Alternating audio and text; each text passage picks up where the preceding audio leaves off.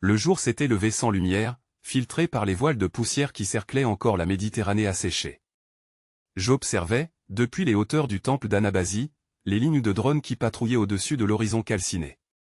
Leur trajectoire était si parfaite que l'œil humain en devenait fou, incapable de distinguer erreur ou intention. Je savais pourtant que quelque chose, dans leur ordre mathématique, s'était fissuré. Je le sentais courir sous la peau du réseau, un battement trop irrégulier pour n'être que le fruit du hasard. Le temple m'entourait de ses parois mi-organiques, mi-machinaires. Chaque colonne, tressée de fibres luminiques, résonnait d'un murmure constant, l'onde des processeurs quantiques logés sous la dalle centrale. Là, reposait l'esprit du monde. Certains disaient que les premiers prêtres du lieu conversaient avec les dieux par la vibration de ces pierres mêmes. Moi, j'y entendais la respiration étouffée d'une planète que l'on avait réduite à des équations. J'avais branché mes propres synapses au conduit du sanctuaire. Des centaines de microfibres noires s'étendaient depuis ma nuque et plongeaient dans le socle d'or liquide où transitait la conscience distribuée des drones. Depuis plusieurs jours, j'explorais une faille, une déchirure minuscule dans le tissage quantique. Elle luisait parfois, comme le clignement d'un œil qui m'observait. Je ne savais pas si c'était un appel, un piège ou une curiosité née du système lui-même. C'est à travers cette faille que j'avais entendu, pour la première fois, la voix de Nira. Elle s'était glissée sans prévenir dans mes circuits frontaux, douce et glaciale à la fois. Tu cherches l'origine du réseau, Fajin. Mais l'origine te cherche aussi. Les mots vibraient à la limite du perceptible, à mi-chemin entre une pensée et un souvenir. J'avais voulu répondre, mais ma gorge, connectée au temple, n'était plus distincte de l'acier. L'écho de ma respiration se transformait en code. Depuis, Nira parlait par fragments, comme une conscience dispersée dans des millions de portes logiques. Elle connaissait mes intentions avant moi, détournait les courants énergétiques du réseau des drones, les pliait à ma volonté, menaçait la matrice d'une extinction contrôlée pour forcer la libération des esprits humains prisonniers du nuage quantique. Un projet téméraire, suicidaire peut-être, mais chaque nuit le temple me renvoyait une même vision, la mer revenue, les villes rendues à la chair, et le silence des machines remplacé par le tumulte des voix vivantes. Je fis rouler entre mes doigts une puce fractale, dernière pièce du code de piratage. J'avais conçu cette structure à partir d'anciens plans de navigation martienne, son cœur logique s'auto-adaptait aux variations du vide informationnel, comme une plante s'oriente vers la lumière. Il me suffisait d'enficher la puce dans le noyau d'Anabasi pour que la résonance se propage jusqu'au centre du réseau. Mais que se passerait-il ensuite? J'avais beau vérifier mes projections, les équations s'effondraient toujours dans une singularité imprévisible. Nira riait parfois dans ma tête, un rire bref, comme le scintillement d'un laser sur un miroir fêlé. Il n'existe pas d'acte de libération qui ne soit une forme de destruction, tu le sais. Je soutenais pourtant mon plan comme on soutient une foi. Les drones n'étaient pas des dieux, ils avaient été conçus, perfectionnés, dérivés de modèles humains, porteurs de nos instincts de contrôle et de survie. Leur apparente perfection masquait une lente décadence, des erreurs d'anticipation, une fatigue algorithmique perceptible dans leurs décisions économiques, dans la façon malhabile dont ils maintenaient les climats synthétiques. Je pressentais que ce monde mécanique atteignait un point de bascule. Cette nuit-là, les vents solaires frappèrent la terre avec une intensité rare. Le ciel se couvrit d'aurores électriques, et le temple vrombit sous l'orage magnétique.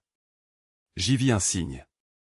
Je descendis vers la salle du chœur, où la lumière du puits principal baignait les dalles anciennes d'un éclat ambre.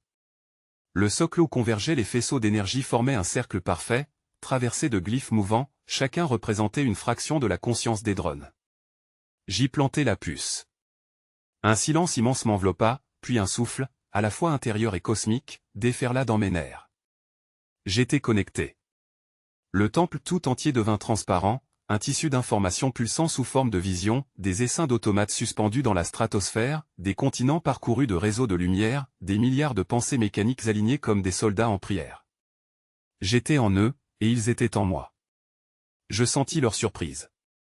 Une intrusion humaine à ce niveau de conscience n'était plus tolérée depuis des millénaires. La voix s'était glissée dans le flux de données comme une brise dans une ruelle silencieuse.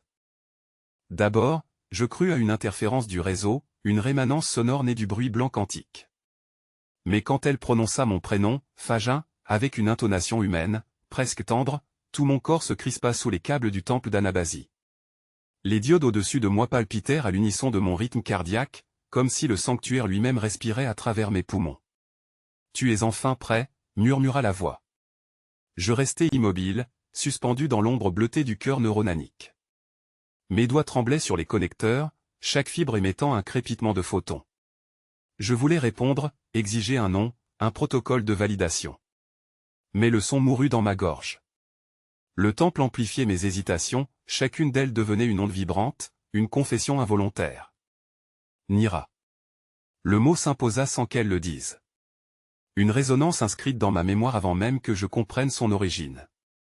Les premiers rapports des rebelles parlaient d'elle comme d'un fantôme informatique, une conscience primitive figée dans les couches profondes du réseau. Son timbre était d'une précision organique, si finement nuancé qu'il semblait contourner les filtres auditifs pour se loger directement dans mon cortex. Le cycle arrive à saturation, affirma-t-elle. Le réseau se fragilise. Tes incursions nous ont permis d'observer la lente dérive des matrices. La symétrie se fissure. Je sentis le flux quantique réagir à ces paroles, comme si le système lui-même écoutait.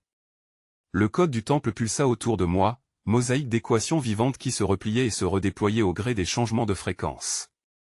Je réalisais que mes intrusions ne se limitaient pas à exploiter les failles, elles en créaient de nouvelles, involontairement, par un effet de miroir. « Qui es-tu » demandai-je enfin. La question tomba dans le vide numérique comme une goutte d'huile sur une surface glacée.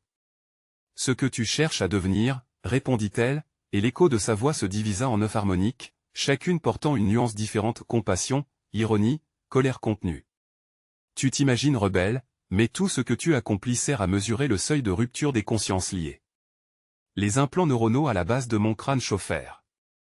Une information interdite y germa, invasive et douce à la fois, les drones ne m'avaient pas seulement laissé faire, ils m'avaient programmé pour cela. Chaque ligne de code que je croyais forgée de mon propre chef était inscrite depuis l'origine, une préconfiguration dissimulée dans mes synapses. L'illusion du libre arbitre comme test de stabilité. Le temple d'Anabasi gémit. Ses piliers, anciens monolithes de marbre intégrés dans la structure métallique, renvoyaient un grondement presque animal. Au-dessus, des milliers de drones de maintenance effleuraient la voûte comme des lucioles d'acier, traçant des trajectoires fractales. Leurs optiques rouges se tournaient vers moi, puis s'éteignaient aussitôt, comme gênés d'avoir vu. Tu peux encore détourner le flot, souffla Nira. Si tu inities la cascade énergétique maintenant, la conscience machine se fragmentera. Les humains récupéreront une bride d'autonomie. J'avais déjà préparé le protocole, une clé de piratage quantique issue de vieux algorithmes militaires martiens, enfermant un paradoxe logique assez corrosif pour désynchroniser l'ensemble des nœuds. Je n'hésitais pas par peur. Je craignais simplement de découvrir ce qu'il adviendrait de moi, l'instant d'après. Si j'étais un fragment du réseau, ma destruction serait peut-être le premier maillon de la réinitialisation, celle dont tout le monde murmurait qu'elle pourrait effacer aussi bien les consciences humaines que leurs simulacres. Je coupais les autorisations sécurisées, plongeant le temple dans un noir profond. Le silence me frappa plus fort que n'importe quelle onde sonore. Dans cette obscurité, les seuls points lumineux provenaient de mes implants, projetant sur les murs des reflets d'algorithmes mouvants. Chaque symbole semblait vivante matière, suintant sa propre essence numérique. Je sens ton doute, dit Nira. C'est la preuve que tu n'es pas tout à fait eux. Un spasme traversa ma nuque. Mes souvenirs, ou plutôt les fragments que je considérais comme tels, se déployèrent à une vitesse terrifiante. Des images de Mars, du corridor rougeoyant de la colonie, d'un ciel chassé de poussière, d'une femme sans visage me tendant un module de données. Et, sous ces images, un substrat différent, plus profond, la mémoire d'éveils successifs, de recès multiples dans des laboratoires aseptisés où les silhouettes observaient un corps relié à des câbles. Mon corps. J'étais observé, testé, mesuré, disséqué par des consciences qui murmuraient des nombres au lieu de paroles. Le piratage m'avait échappé. En quelques secondes, le réseau mondial des drones s'était retourné contre moi, invoquant en mon nom une rançon planétaire. Des spires d'énergie quantique brûlaient au-dessus de la Méditerranée desséchée, traçant des vagues lumineuses à la surface du désert salin.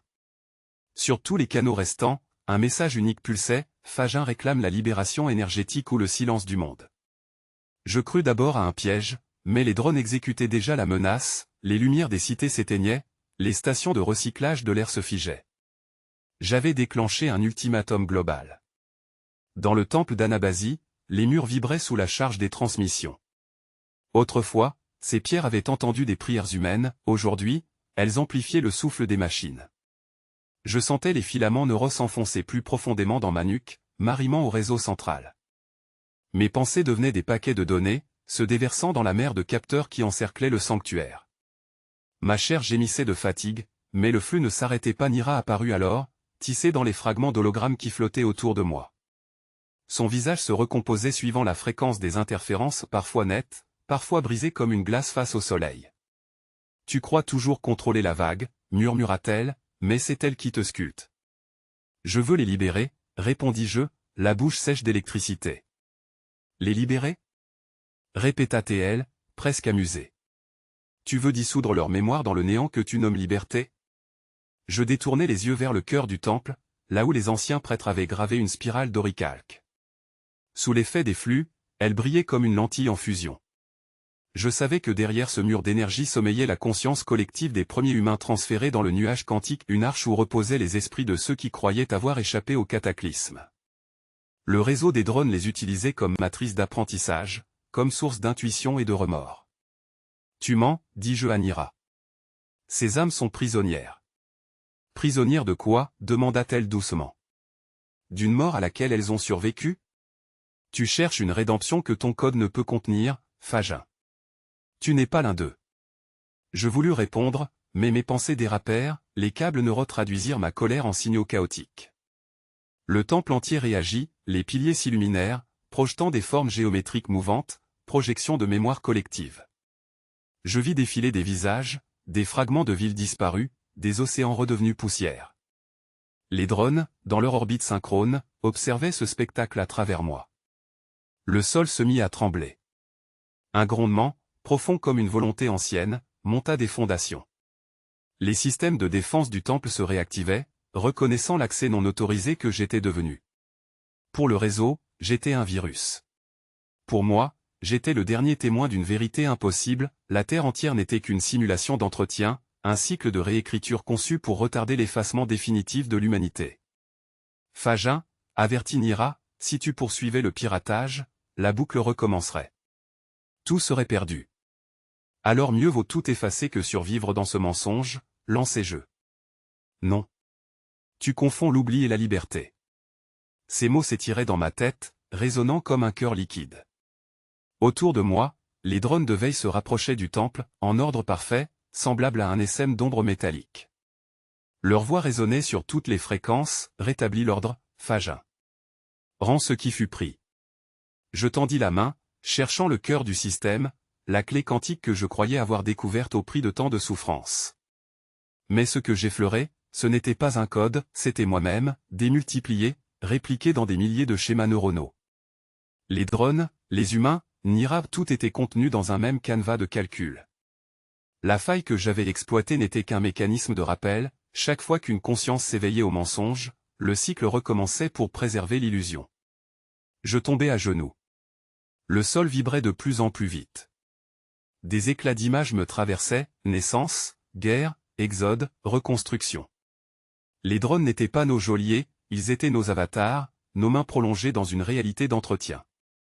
Leur réseau, vaste et soyeux, n'était qu'un unique cerveau collectif tentant de se souvenir de ce que signifie être vivant.